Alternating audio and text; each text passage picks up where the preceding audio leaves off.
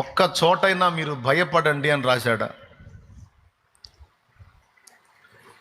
సమస్యలకు, ప్రతికూలతలకు, ఇరుకులకు, ఇబ్బందులకు భయపడండి అని రాశాడా? ఎన్ని చోట్ల ఉందో భయపడకుడి, భయపడకుడి, భయపడకుడి అంటే ముందే తెలుసు ఆయనకి మనకి దడ ఎక్కువ అని. దేవునికి స్తోత్రం. ఆయనకి ముందే తెలుసు. ఊరకనే అదురుపోతారా, ఊరకనే భయపడతారు, ఊరకనే కలవరపడతారు మీరు. అందుకే నేను ఇదిగో రాస్తున్నాను, ఇన్నిసార్లు రాయిస్తున్నానని. భయపడకుడి, భయపడకుడి, భయపడకుడి అని 100 సార్లు గ్రంథంలో రాయించాడు. దేవునికి స్తోత్రం. అంటే మనం ఎలా ఉండాలని ఆయన ఆశపడుతున్నాడంటే ఆయనకు మాత్రమే భయపడి, ఇక దేనికి భయపడకుండా, సంపూర్ణ భక్తి కలిగి, మాన్యత కలిగి,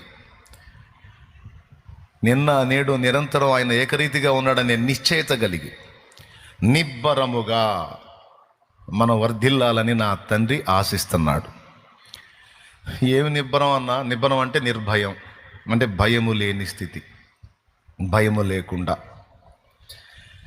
ఎందుకు భయం ఉండదన్నా? ఎన్నో బాధలు, సమస్యలు, ఇరుకులు, ఇబ్బందులు, రోగాలు. భయం ఎందుకు ఉండదన్నా అంటే భయము విశ్వాసము కలిసి ఉండవు. మనలో కలవరము, భయము అనేవి ఏర్పడ్డాయి అంటే విశ్వాసం యొక్క పర్సంటేజ్ తగ్గిపోయింది అని అర్థం.